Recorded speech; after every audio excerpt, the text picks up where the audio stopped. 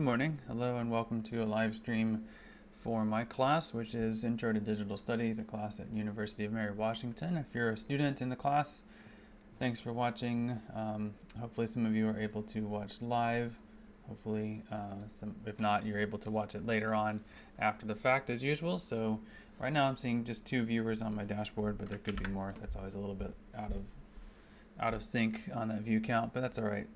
If you are watching, it's always nice to see who's out there, so feel free to say hello. Oh yeah, good morning. Hello, thank you. Either in the Twitch chat, as Sonia just did, or in the live stream chat channel in Discord. So today we're going to be continuing our discussion of, or I'm going to be continuing talking about, it's not really a discussion unfortunately, but I'm going to be talking a bit more about web literacy, which is the assignment of this week, and maybe a few more things. Today's goals are essentially to help you develop a few more skills in your toolkit for completing the web literacy assignment. So specifically that's going to involve completing an activity called evaluating websites. And this is part of a concept that Mike Caulfield calls reading laterally. And then I'll say a few more things about how to complete that draft of that article and help make sure you're on the right track with it. Speaking of the right track, if you have not already submitted your topic ideas through that Google form that's in the assignment page, then please do that. You can also just DM me in Discord and we can talk about it there. That way, there are still some good ideas coming through. Try as much as possible to find your own ideas as opposed to using the ones from the list, because some of those in the list are actually not great to research individually. The point of my putting them on the list here, like these up here, was more to show you the structure of the kind of thing you should look for. So don't take for granted that all of these are good topics. I mean, some of them are actually probably not great, but if you find one of these that's really interesting, then that's fine. I also have a much longer list of topics that are similarly, maybe okay, maybe not, but it's like 300 topics long, so I don't usually share that list. But if you're really stumped, or if you really hate all of these topics, then I can share that list with you if you'd like. So I guess another thing I wanted to mention about just any of these topics and anything else that you might, or whichever topic you're researching, right? There was another mass shooting in the country yesterday, and I'm not going to talk about the events itself or anything, but I wanted to acknowledge that if you are doing this kind of research correctly, that is, if you're trying to trace some of these conspiracy theories to their origins, you, as you're completing this assignment, may come across some pretty disturbing conspiracy theories about that mass shooting, and really all mass shootings. This is something that always happens whenever there's one of these things that come out. There's a ton of emotion, obviously. People are upset, and so people, a couple of things happen. Like, people rush to blame and think about what we should do, or just bemoan the fact that probably nothing's going to happen, and that's a very frustrating place of helplessness. And basically, I'm avoiding social media personally for that reason, because I don't want to see everyone's hot takes and or expressions of despair or whatever. But also, once you get into conspiracy sites, there's a whole other angle that you'll start seeing on those, which is that the conspiracy that usually comes up, and I have seen it already for this one, is that it was staged, that it didn't actually happen, that it was a fake event in order to, for whatever reason, the conspiracy goes. But you will see that come out. Related to that, the Sandy Hook shooting was the one example where there was a false narrative that this was a fake event, and Alex Jones is probably going to be is in the process of being held liable for spreading that conspiracy. But that conspiracy persists, and it's emerging again with this one. So that's a really distressing and depressing thing to see people talking about. So all that's to say, I'm not really sure what I'm proposing. But if you are a student in this class, and if you're working through trying to research some of these topics, they may inevitably lead you to places where you see some really ugly things being shared and discussed. And I don't want that for you. I don't want you to have to go through that. So for that reason, if you are interested in, some of the topics that I've suggested and some of the ones that you've come up with too are relatively, let's say, benign politically, things that are a little bit, I don't even know if it's lighter is the right word, but things like, was the moon landing fake? is the Earth really flat? Those kinds of things are a little bit more, I guess, I don't want to say neutral, but they're a little bit lighter, a little bit easier to avoid kind of the chaos of the moment if you're researching the origins of those kinds of things. So feel free to switch to one of those topics if you would rather avoid having to dig through conspiracy sites right now. You really won't have to do much digging, honestly, but it's just inevitable that if you do this assignment right, you will find people making really ugly claims about what just happened.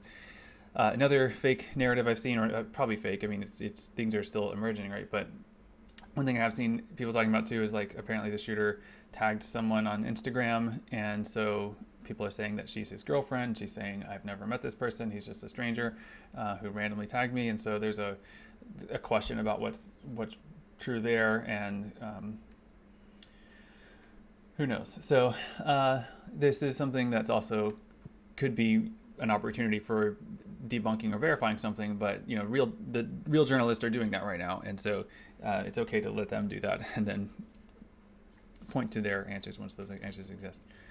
Anyway, I wish in a way that we could be together as a class and we could talk through some of these things that are going on right now, but since it's just me on talking to a camera, I'm not going to say much else about the current state of things, but I'm going to just again give you the option to switch your topic if you feel like there's too much to look through just emotionally. Okay, so let's talk about get back to the main stuff for today.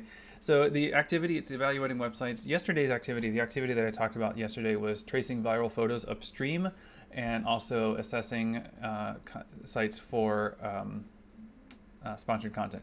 So only a couple of you have done that so far, but those threads still exist in Discord. And the thing with threads in Discord is that they archive after 24 hours of inactivity. So I'm going to, I went through and bumped them this morning, so those threads stay active. I'm going to keep doing that throughout the week because I know some of you are just going to be doing all this in one sitting basically on the weekend or whatever, Friday maybe. So, do that whenever. Like it's set up to work asynchronously. You can do it on your own time in Discord, but please do that because that's an important way to demonstrate that you're practicing the skills that are necessary for being successful with a web literacy assignment. When I've seen web literacy articles that are not successful or that aren't really doing what's been asked, often that student hasn't done the pre-work, hasn't done the practice stuff from the web literacy textbook. So please make sure you do that.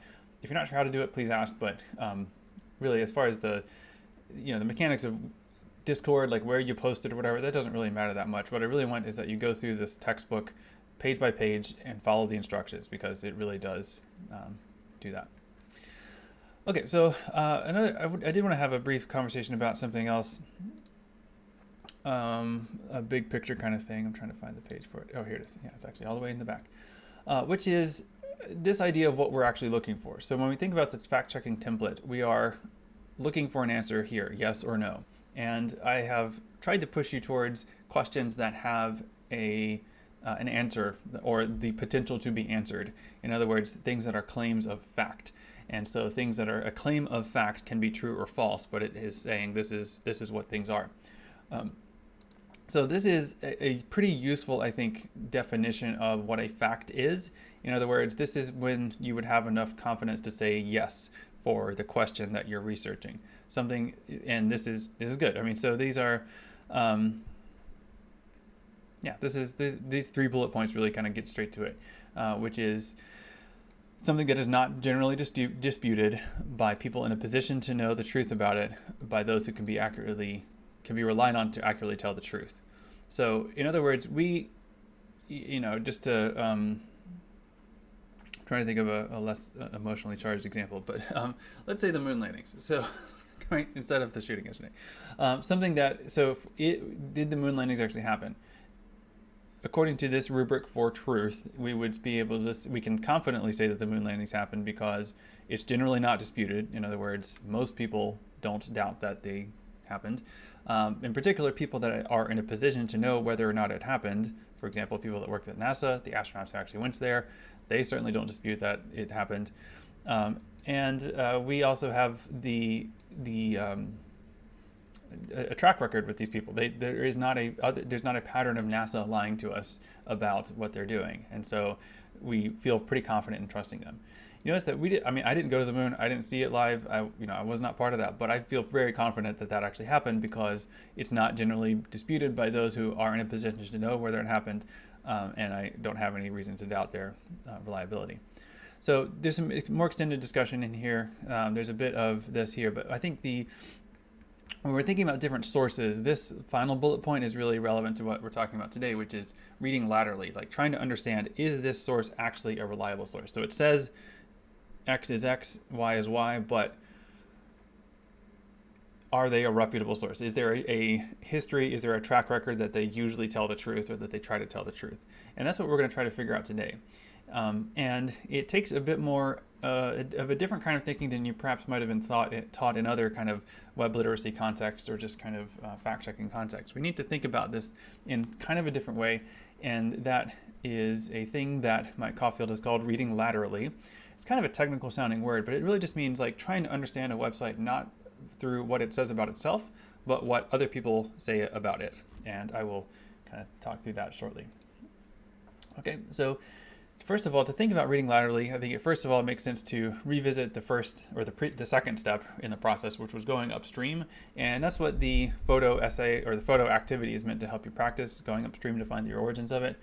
So just I thought it might be helpful to think about this in a diagram. I like diagrams sometimes. So this is if we think about like a website. So there's some blog post somewhere. It's citing a website as evidence. So this is me going downstream here in these illustrations first, and then I'm going to go back upstream in a second. I'll show you what I mean. Then we can imagine a tweet linking to an author's blog. We can imagine a quote retweet of some other account of that tweet, some other account quote retweeting that original tweet and adding some hashtags to it. And then we could see finally a Facebook post with a screenshot from Twitter. This is a very common way for things to proliferate. So if you use Facebook, you will see lots of Facebook posts that are screenshots of Twitter, and I don't know why. But the one cliche or one truism about the web today is that it's essentially 5 platforms that are filled with screenshots of all the other platforms, and that's a really depressing assessment of the state of the web today. But I think it's probably true. Anyway, so this is a very realistic way for something to proliferate. So whenever you're doing your research, for the web literacy article, whenever you're trying to figure out the examples, trying to find the things, the cases where your claim has been actually shared and discussed, you're probably going to find a lot of these the things at the bottom. A lot of these Facebook posts with screenshots from Twitter. So what your job is as a researcher is to go back up the stream. So find, okay, so where was that quote? What account did the quote retweeting?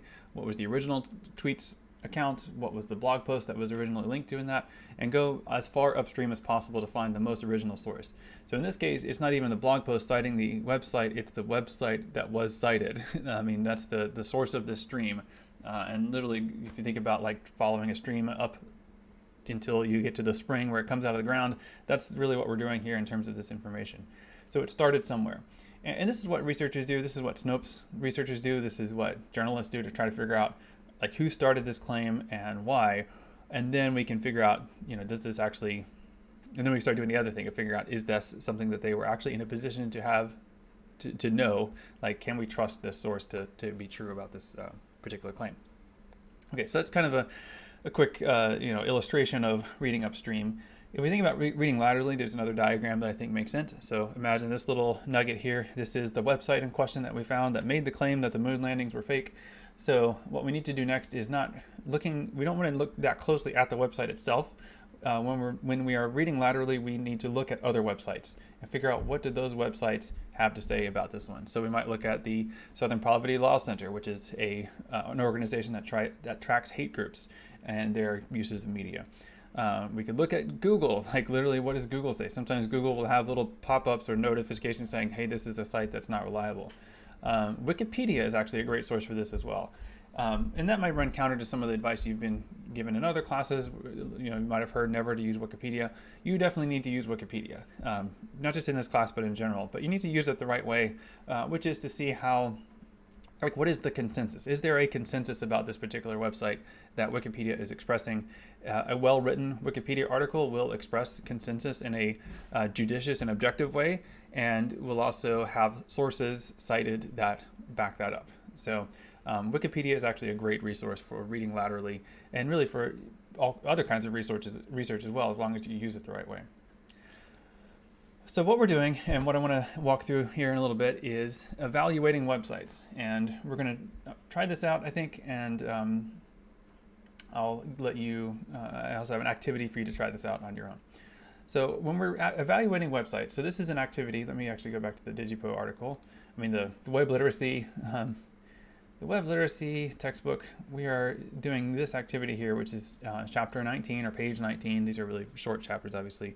What you should do is read the instructions here and go back. So if you didn't read this before, go ahead and read this. And if you didn't read this, then go read this, right? So all of the things the skills that you will need in order to complete this activity are not on this page. They are on the previous pages. So work your way through them. They're very short pages.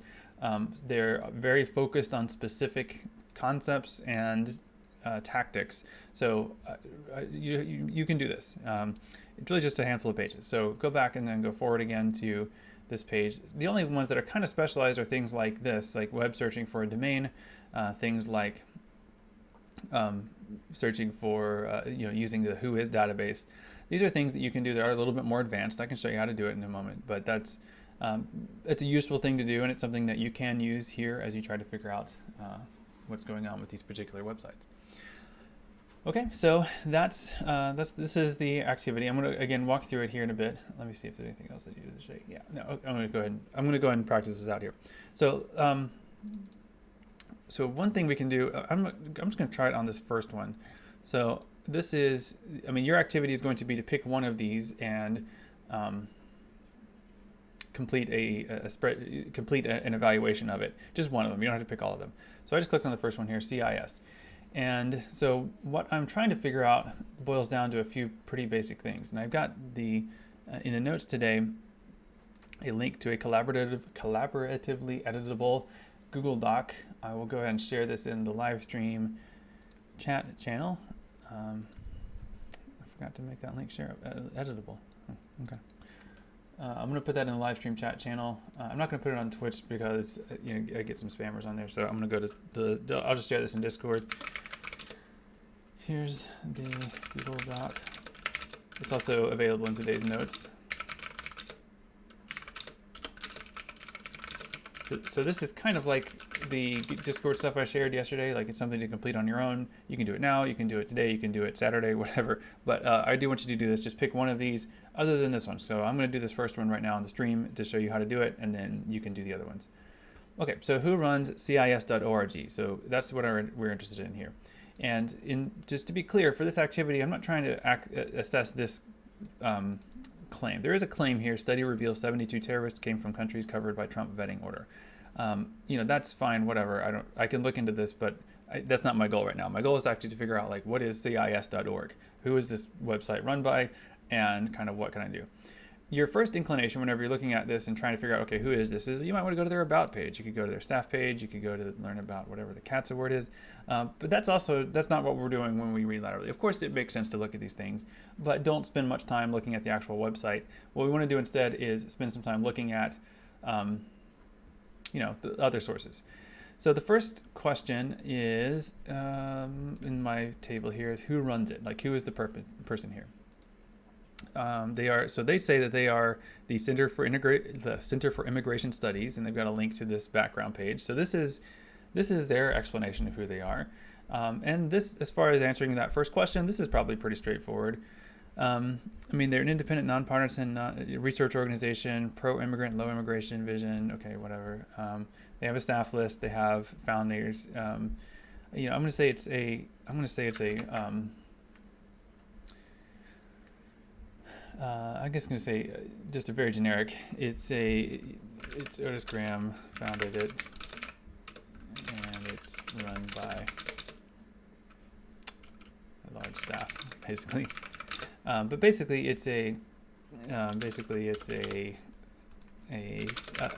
think a think tank is a good enough term. A think tank or research group focused on immigration issues, specifically low immigration. in their words. Now, this is probably the extent of the information that I can actually get from the website. And in fact, I'm going to probably need to come back and amend these two columns once I've done a little bit more actual reading laterally.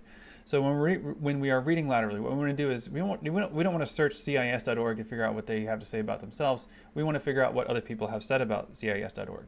And one of the things we could do is web searching for this domain. So here's a little trick that you can do in Google, and it's something that is really quite useful actually for other reasons. So let me show you this, and I'll do it in Google, although the same thing works in, I think the same thing works in DuckDuckGo actually. Let me try it.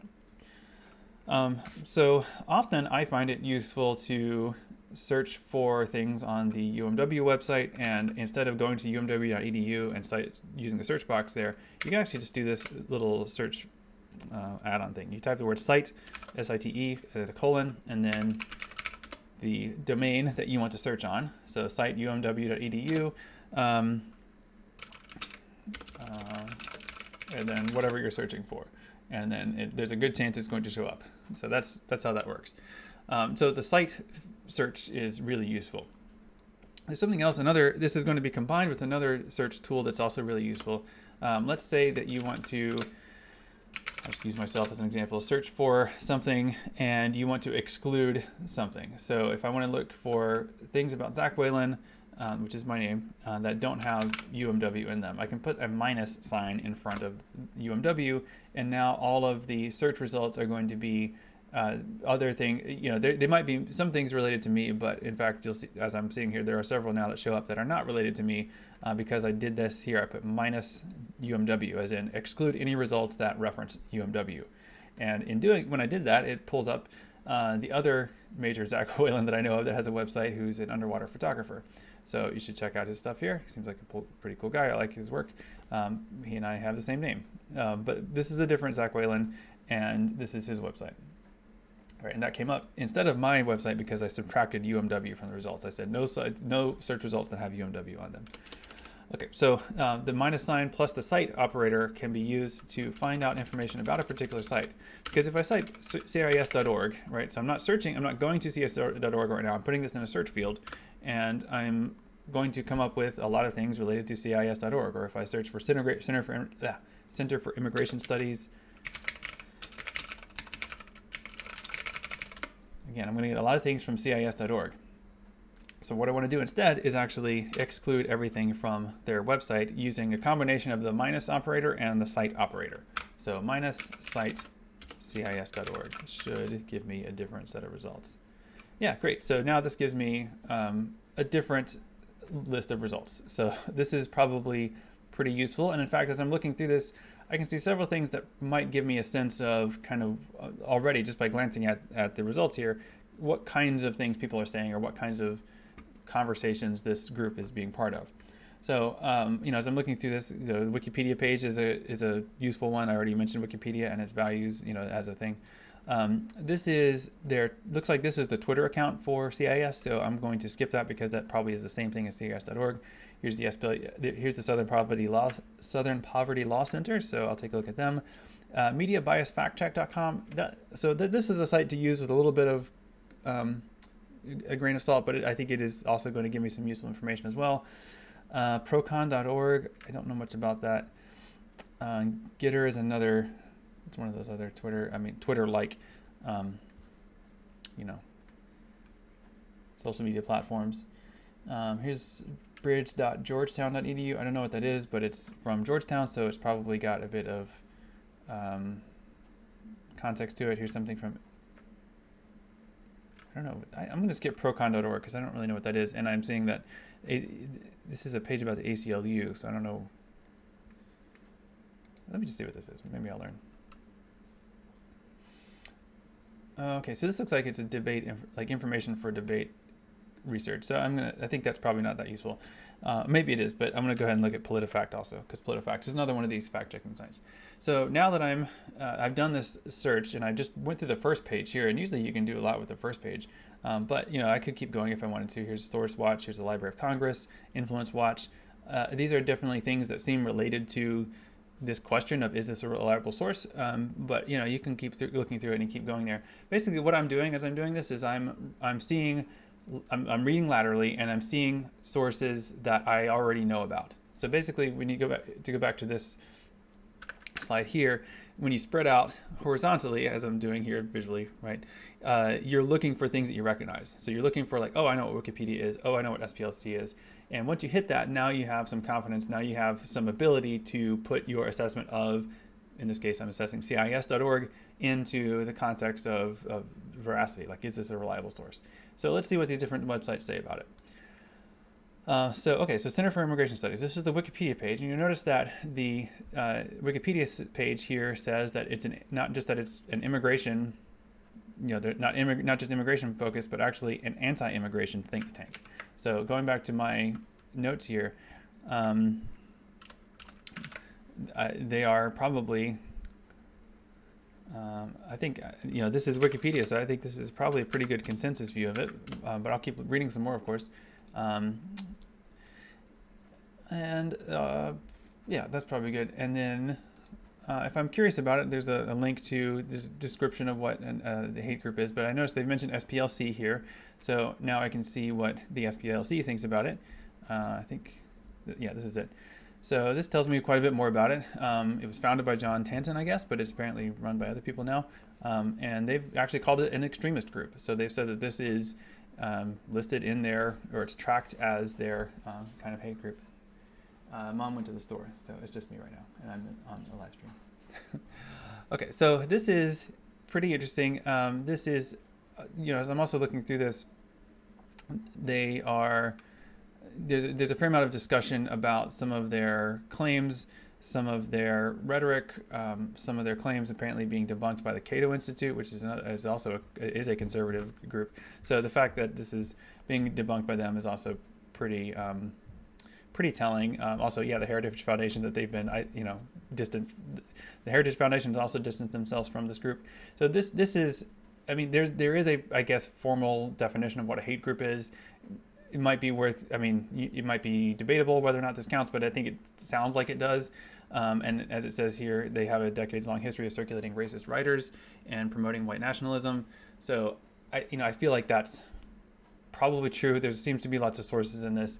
And if I had any questions, I think I could probably, click through these and learn a bit more. But I feel pretty confident in this. And that's because if I go back to what a fact is, or like what we think of as kind of true, according to the definition here, I've relied on the SPLC for a while. I do think that sometimes, you always have to read into things, but I've not seen them. They seem to be making good faith efforts to try to classify a hate group and call it what classify hate groups and call it what it is. And I have no reason to doubt their ability to do that. So I feel pretty confident that this settles the question for me as far as whether it's reliable. But I think I could go on and look at this a bit more. So this is Media Bias Fact Check. Media Bias Fact Check is the only issue that's, I think, iffy with this one is that it a lot of their, like, this big meter thing that they have up here has to do with what people submit. So you can actually vote on these things essentially. And so it occurs to me that it would be possible to flood that and sort of shift the needle inappropriately. But if you look down here, it looks like they've got a fair amount of discussion here that looks similar to what SPLC says. So I think this is, again, confirming that mostly. Again, I don't really know what pro-con is. I don't really know what this is, but this looks similar as well. So I feel pretty confident that I'm not trusting this source. They do not have a good reputation for accurately representing issues of immigration. Very poorly.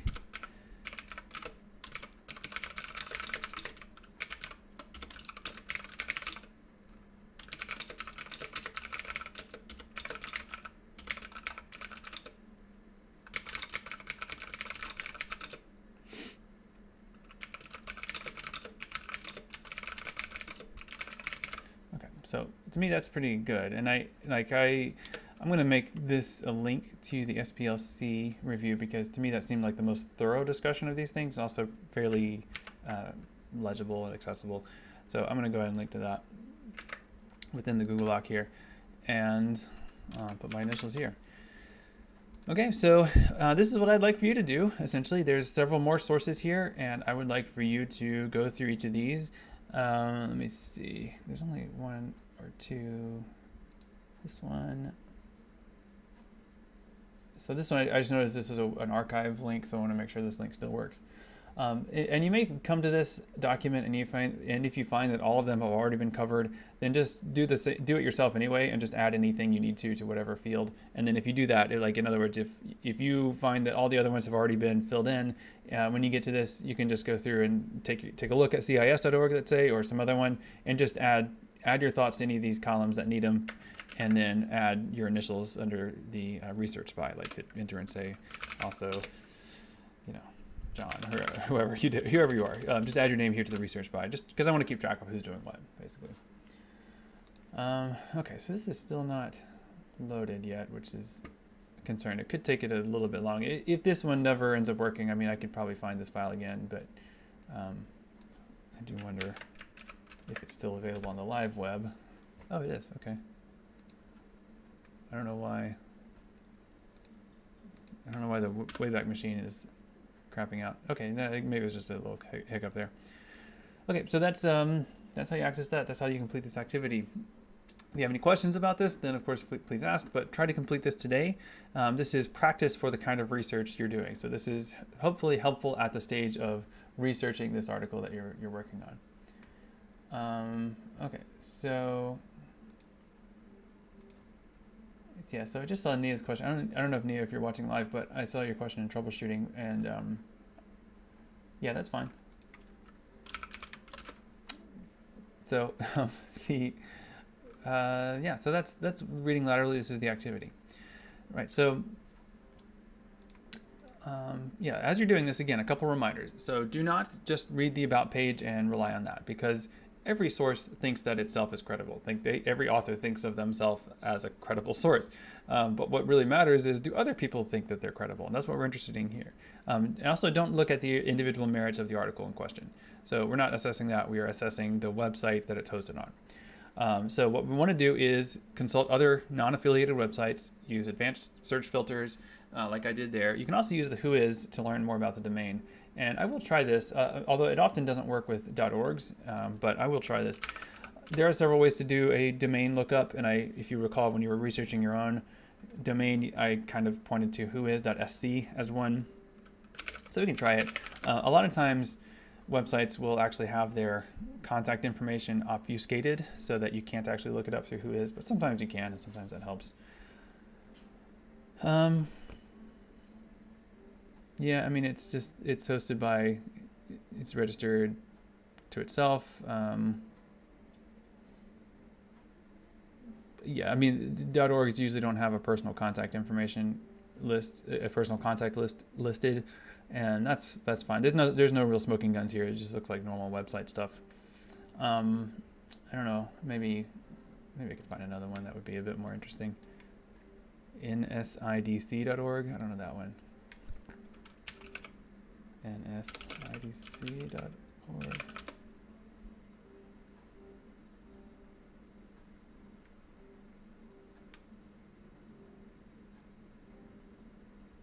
Yeah, I don't see anything interesting here either. So it's the National Stone. Well, okay, so it is the National Stone Ice Data Center. I don't know. I don't see anything interesting. So sometimes you'll find something, sometimes you won't. If you know what you're looking for, there are a couple of things that might be, maybe not red flags, but like orange flags, like things that could be an interesting source. Yeah, I don't want to pull up an actual example of this, but one thing is so you have to, whenever you register a domain, you sign up with a specific company, right? This is called a domain registrar. When you have signed up for an account through UMW Domains, we are acting as your registrar, but we're actually reselling from Reclaim Hosting, and so Reclaim Hosting will probably show up as your actual registrar. That's a company that's agreed to host the name that you've signed up for, not the content, but the name. Like, those are separate things.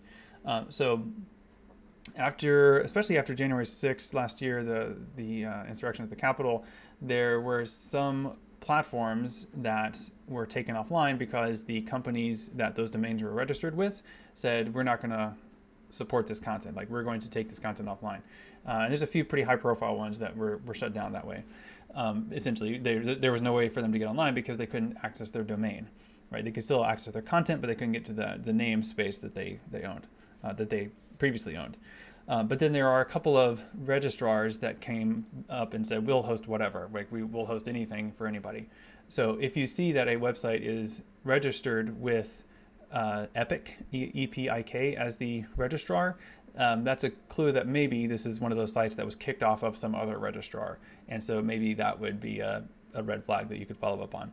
I mean, I'm sure Epic also hosts tons of benign websites that have no real no issues with them, but they kind of made a name for themselves in terms of hosting anything. So that's kind of how you can do Whois, but I think Whois, again, is not always super helpful. It sometimes is. And as you can see here, well, this is another thing you can also find out about, right? So if you look at the notes from the textbook, here's two examples. This is a different tool that he's used to look it up. Maybe this one's probably better, actually. The ICANN tool. ICANN, by the way, is the organization that manages domains in general, so maybe this is a more reliable place to look this up anyway, because they're not going to try to upsell you. But the thing that Mike Caulfield is pointing out is that if a domain is registered privately, that could also be a clue or a red flag. I don't think it is necessarily. I think anybody has a right to keep their information private, but in this case, we can at least see that Mother Jones is founded by the foundation, or it's registered to the Foundation for National Progress. That makes sense. But here he's looking at this one called the BaltimoreGazette.com, which is registered privately through domainsbyproxy.com, which seems a little odd. If the BaltimoreGazette.com was really a newspaper, it probably would just have an office listed as the contact information, like an office in Baltimore probably. But they don't, because they're actually a fake news website. They are a fake website, pretending to be a local newspaper. Okay, so that's hopefully helpful. And this is what I'd like for you to do again. Go through each of these, look at all of these sources, and see what you can find out about them. But remember, your goal is to find out about the domain, who runs it, for what purpose, and how reliable are they based on this idea of reliability that I've talked about today. Okay, so something else you should be working toward is completing and sharing the draft of your article. So this is something that I would like for you to do as you complete it. So remember, I'll go back to the template here for a bit. Remember, delete the blue stuff or change these two blue things to be your actual claim and your actual answer.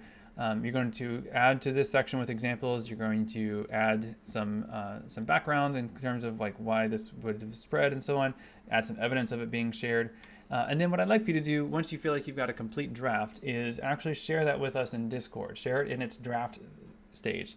And what you should do is what I've got kind of highlighted here. Go to the share button, the big blue button up here at the top right, and click that button and get a copy of the link. So you might have to change it, but what you're looking for is anyone with a link can comment. And that's what this screenshot looks like. I've got the screenshot here. This is what it should look like for your article. Then copy that link and share it. So please share that in the Web Literacy Review channel in Discord. That is a channel set up for sharing and reviewing these things. And it is under, where did I put it? Did I make this yet? Maybe I didn't even make this one yet. I think I did, hang on.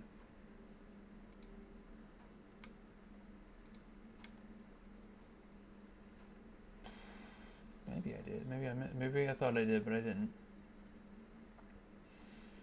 Okay, well, I'll put it under the sharing category, I guess.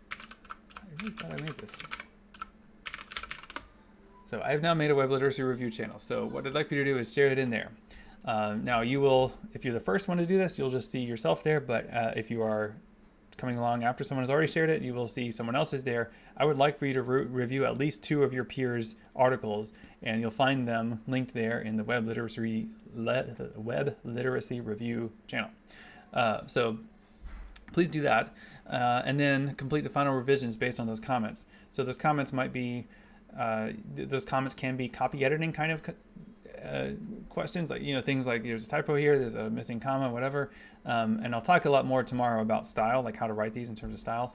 But another really helpful comment might be like, is there another example, or this example doesn't make sense, can you explain this? Or, maybe fix the screenshot because it looks weird, whatever. They can be pretty substantial kind of things. And I'll also go in there and give you comments and revisions, like to suggest revisions and improvements for your article. So respond to those either by accepting or rejecting the suggestions, and you can reject suggestions too. You don't have to assume that everyone that has a suggestion for you is correct. My son is yelling at his sisters, it sounds like. Hold on a second.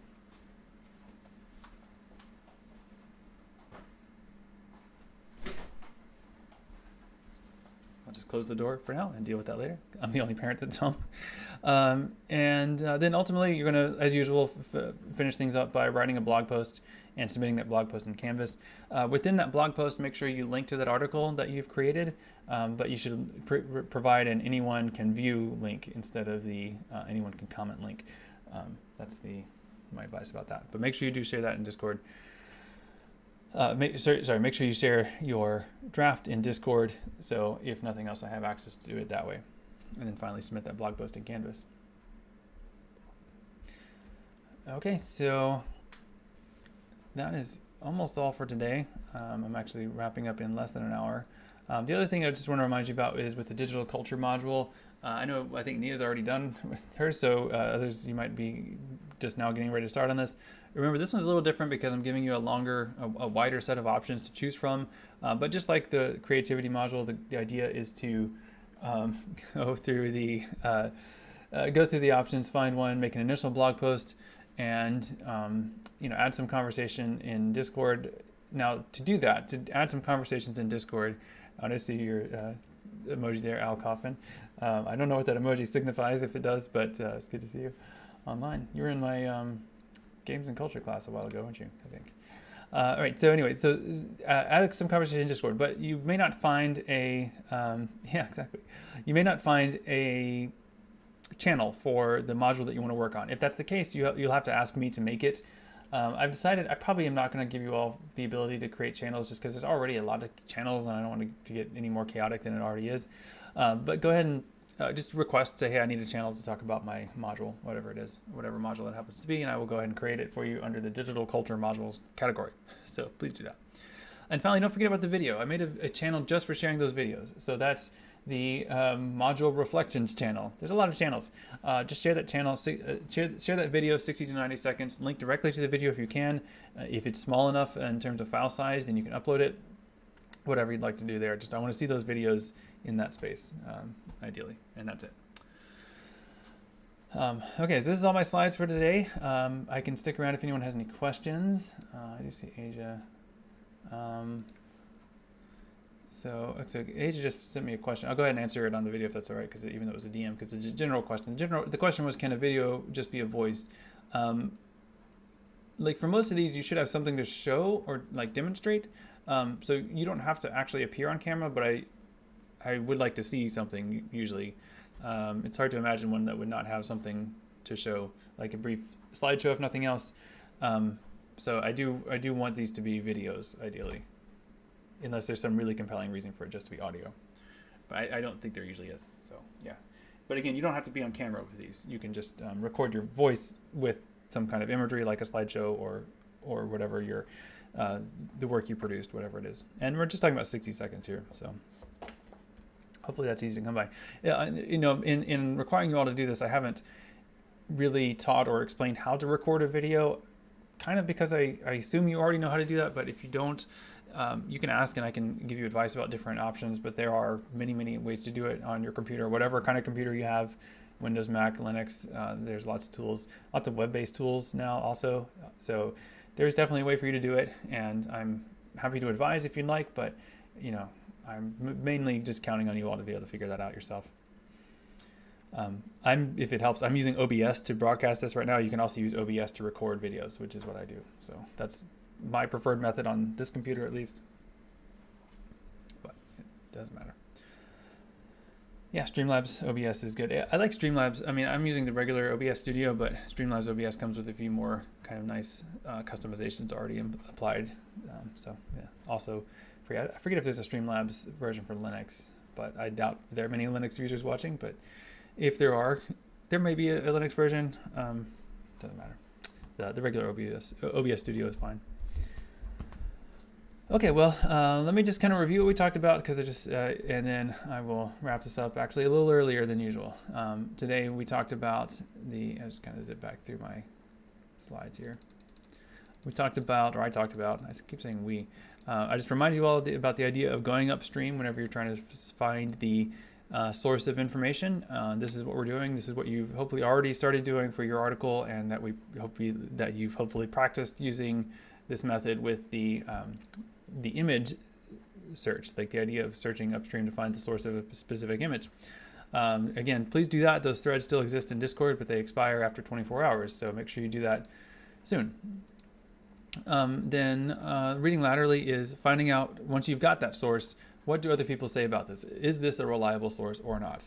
And once you've got the best source available, what you're doing when you assess the reliability of the source is you're learning about the reliability of the specific claim that they're making in that document. And that's where you can find information on, in my case, I found information from the SPLC. Also, Google is a useful tool to find those sources, and Wikipedia is great as well. So this is how we read laterally. Your goal today, or your task for today, is to practice this and add your contributions to this Google Doc here, which I sent a link to in the live stream chat channel. And of course, keep working on your research for your specific article. Try to get the draft done today, and once you get the draft done, share the results in Discord.